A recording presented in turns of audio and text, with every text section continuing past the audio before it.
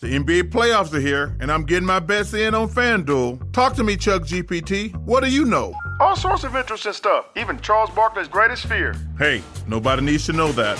New customers bet $5 and get $200 in bonus bets if you win. FanDuel, America's #1 sportsbook. 21 plus and present in select states. Must be first online real money wager. $5 deposit required. Bonus issued is non-withdrawable bonus bets that expires 7 days after receipt. Restrictions apply. See full terms at FanDuel.com/sportsbook. Gambling problem? Call 1-800-GAMBLER. Welcome to Farm Here Daily, a Field Forward podcast. I'm David Geiger, your host. I've been on Iowa TV and radio for the last decade, and I am excited to join you on this podcast, Farm Here Daily. Today on the program, we'll talk about the direct impacts of tariffs on Iowa agriculture with agriculture economist Chad Hart. Then a bit of a lighter story, coloring in some details of the summer grilling season with the Iowa Beef Industry Council. Please be sure to like and follow the podcast as well as our social media at Field Forward Pod. Also send it to your friends. We'd love to have you all join our community, making sure folks in Iowa are informed about what is affecting our farmers. This is Farm Here Daily. And joining us on Farm Here Daily to discuss some of the impacts tariffs are having on the Iowa farm economy, we have Chad Hart, professor of agriculture economics at Iowa State University. Chad, thank you so much for your time today. And tell me, what are some of the impacts that we're feeling so far from these? The biggest thing we've been feeling over the past couple of months has been just the uncertainty that the tariff policies have raised here.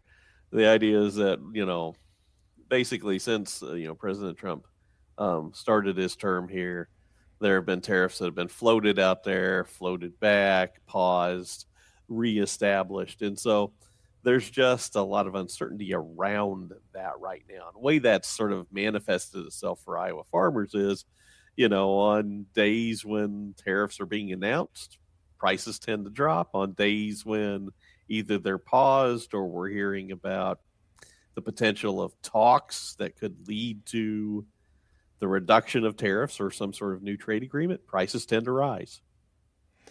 I see it a lot in just normal media, non-farm media, where you will get these hypes for, China's going to Australian beef because of the tariffs. And you get kind of these headlines, but there's just so much back and forth between how much tariffs there are and how little tariffs there are, and the decision changing so much.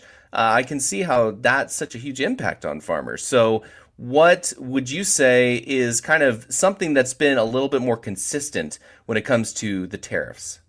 Well, I think right now, like I say, what's been consistent, I would argue, is the uncertainty. But when we're looking at, let's call it we need to start thinking about what could possibly be the longer term impacts of this as we move forward. I think as we're looking right now, what is sort of different this time around than, say, during President Trump's first term is the timing of when a lot of this is happening. And in this case, the timing actually has worked out a bit better for Iowa agriculture this time as opposed to during his first term. When you think about this discussion, it started here in the springtime. And, we have seen, like I say, a lot of this tariff uncertainty unfold right now, but we haven't seen necessarily a strong negative move in pricing like we did during President Trump's first term. And arguably that's because of the timing of when this occurred. And that is simply because we are during our growing season, and we don't necessarily have to sell as strongly as we would during harvest. Yeah, that pretty much is it. If you think about our export sales pattern, we tend to dominate the sort of global export markets from our harvest till about Valentine's Day. And that's when the South American harvest begins. So most of this discussion has been during South America's window. The challenge or the question that we're all waiting to see is, okay, what does this tariff policy look like when our export sales do start to pick up? And I'm really watching, in this case, July into August as sort of the time frame when we might start to see some significant downward pressure on prices if the tariffs aren't resolved at least sort of solidified by that period in time. Because just to reemphasize what you were saying earlier, we have had some price movements slightly up, slightly down, but overall this springtime, despite all the tariff talks, corn and soybean prices are relatively steady, which was surprising, I think, to some. Did that surprise you? A little bit, but it also comes along with another thing that's sort of surprising right now. When you're looking at our export sales from the 2024 crop, so the crop we harvested last fall, we have continued to see very strong international demand through all of this tariff uncertainty. Corn exports right now are up about 28% compared to last year at this time. Soybean exports are up nearly 13% compared to the last year at this time. So we're still seeing really strong international sales despite all the discussion about tariffs. When you talk about those sales, what are some of the trends we've seen in terms of volume during this time? What's the deal? Volumes are up, as we're looking on the crop side.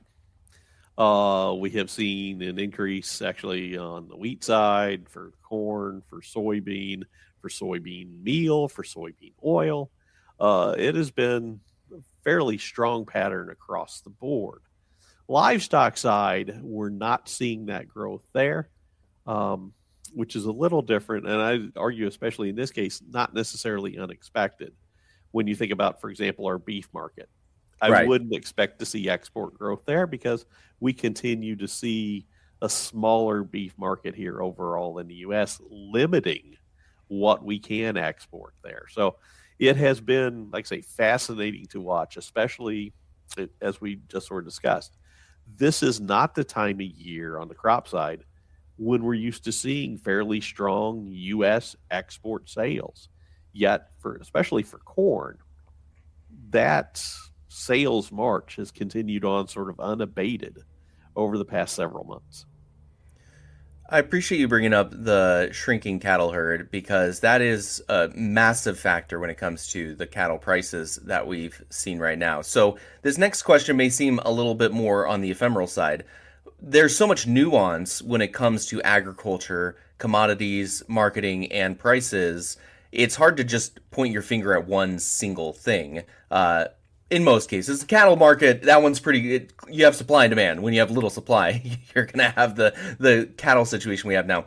But what is something you often see right now, people pointing to when it comes to our commodity prices, that is way more nuanced than simply tariffs or a new administration? Well, let's go back to beef. I think the other thing that's truly been supportive of why we're seeing such strong cattle and beef prices goes back to consumer demand. When we're looking at demand for beef, it has remained incredibly robust, even as we push those prices higher and higher and higher over the past couple of years. And that to me is sort of speaking to when we're looking at whether it's here in the U.S. domestic demand or whether we're looking at global demand, that demand has been fairly strong over the past year and continue to support the markets in ways that I don't think a lot of us truly expected here. As I mentioned on the crop side, we're seeing better exports than we expected given the tariff concerns. On the livestock side, we're seeing stronger prices despite concerns about the general economy. And it goes back to consumer spending willing to support our markets despite all that turmoil. When it comes to base economics, you mentioned you're specifically watching for the July-August trend to see these tariffs be resolved. But are there anything else affecting Iowa farmers and Iowa farm prices that you are watching for aside from tariffs? Well, the other thing I'm definitely watching, and I'll flip it back to the supply side again, is, how weather and our crops will develop over time. If you think about it, we've been under some sort of drought conditions somewhere across the U.S. for 5 years now straight. And yet, despite those weather challenges, we've been able to produce some very large crops over the past 4 or 5 years. Will we be able to continue to do that as we're looking forward here? We're off to what looks to be a really great start here in 2025. But we also know that it wouldn't take that long of a dry period to maybe put some stress into our crops as well. And so that is something I think that bears watching now, that even though, for example, I'm hearing names in central Iowa, and right now we're not in the drought monitor anymore. We have been officially released from, those either abnormally dry or drought conditions. But we also know that we're probably only one dry week away from being back in that mix again.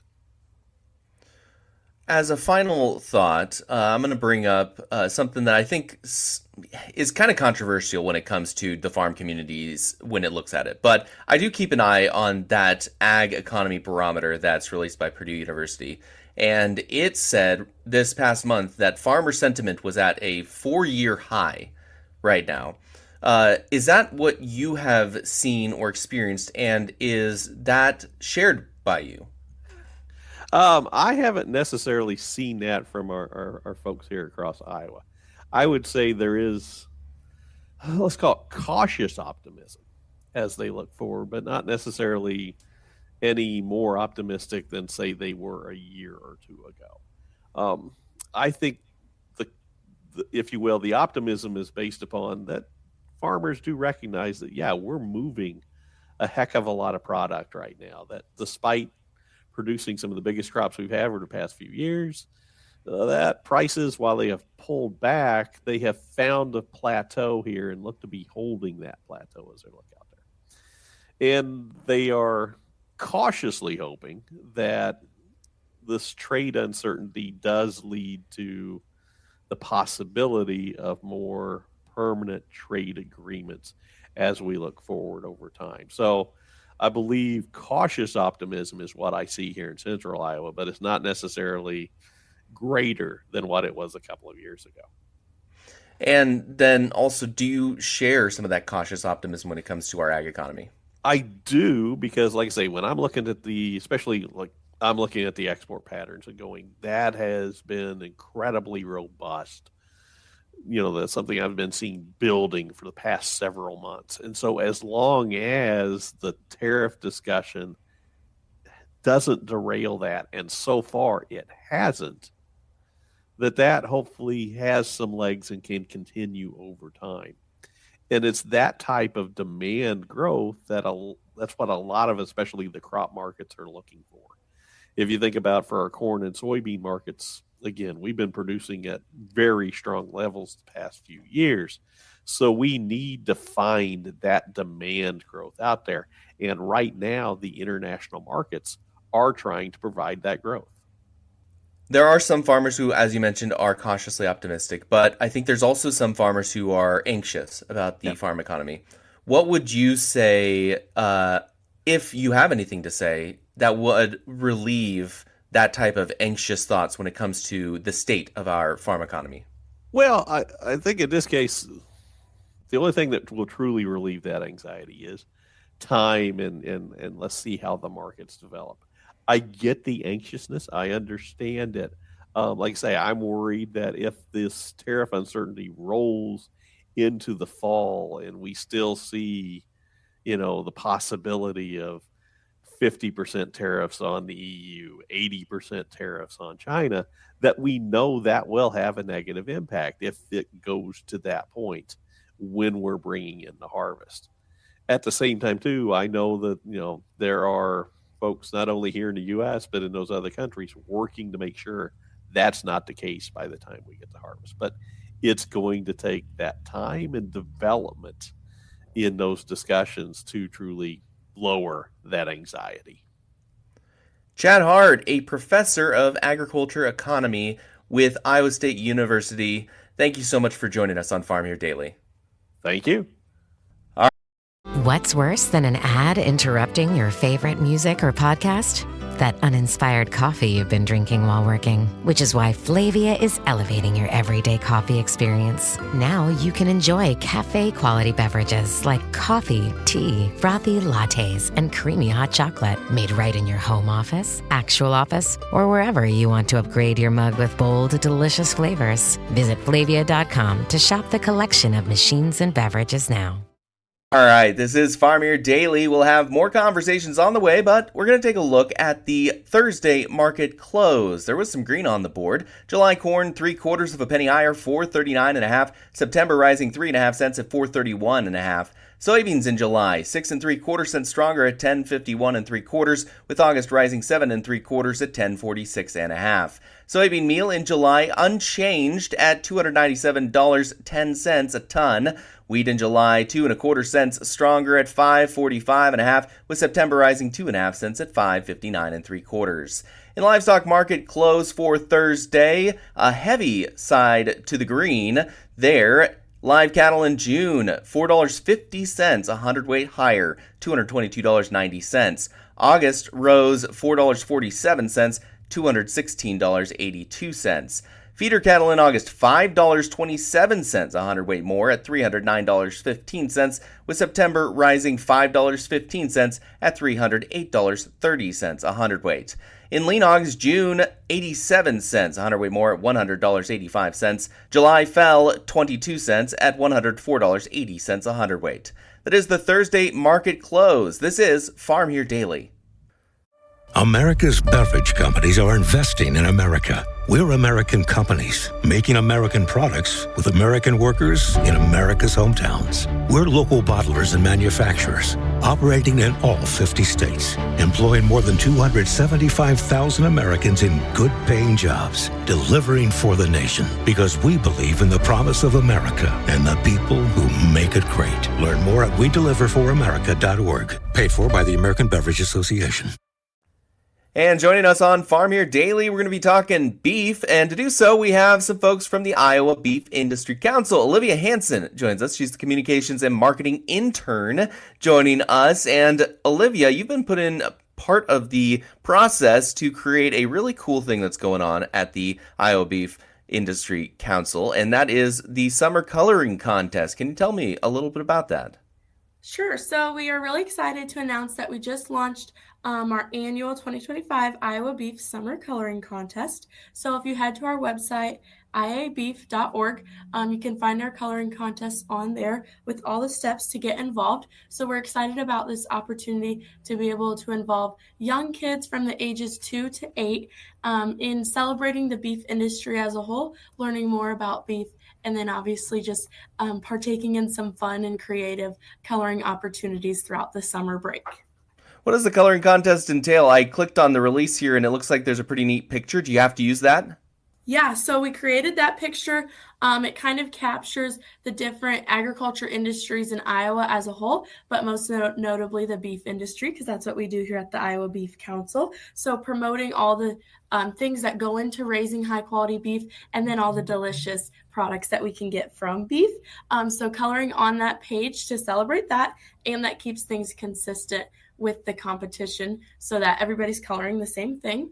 So you just head to our website, download the coloring page from our website, and then you can print it off at home or however you want to do that. And then you just let your child color away, make their masterpiece using whatever crayons, markers, paint, whatever you want to. And then just take a picture of the coloring sheet and upload it back to our website on the form provided. So you get to keep your beautiful masterpiece too, and just send us a picture of it. That's good to know, because I was just about to forward this to my sister. I have 3 nieces that fall within that age range, 2 to 8. Awesome. So we'll have to see what they do. Maybe you have something up about that as well. And what's that prize again? Yeah, you guys could even have a little family competition. So for ours, we are going to break the age groups out from 2 to 8. So we'll have multiple different age kind of divisions, I guess you could say. And we'll choose one winner from each group.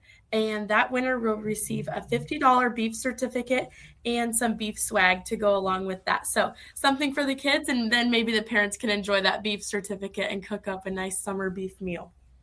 Absolutely. Speaking of summer beef meals, it is grilling season. We're in June now. We're ready to throw a bunch of Iowa beef on the grill. What are some of the opportunities that you guys all at the Iowa Beef Industry Council are working on for the Iowa producers here? Yeah, sure. I know, right? When the weather warms up, you want to smell the charcoal and all the fresh beef on the grill. So that's exciting.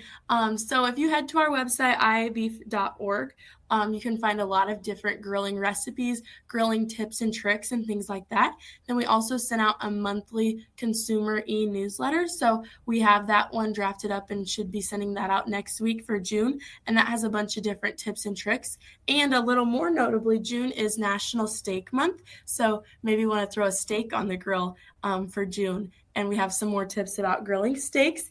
And then also, if you just follow our social media, Instagram and Facebook, we're always sharing beef recipes for the grill, tips and tricks, proper cooking temperatures, things like that to keep in mind as everyone fires up their grill. That is exciting stuff ahead. Olivia Hanson, the Communications and Marketing Intern for the Iowa Beef Industry Council. Thank you so much for talking about the coloring contest. And one more time, can you give us that website? iabeef.org. Excellent. Thank you so much, Olivia, for joining us on Farm Year Daily. Thank you. This is Farm Year Daily, a Field Forward podcast. Thank you again for listening. Again, in order to continue to produce this type of local Iowa content, we would love to have you join our community. So please follow the podcast as well as our social media channels at Field Forward Pod. Additionally, you can find me on social media at Geiger Reports, as well as WHO TV Channel 13 every weekday in their morning and noon hour programs. Again, I am your host, David Geiger, and I'll be back again tomorrow, everybody.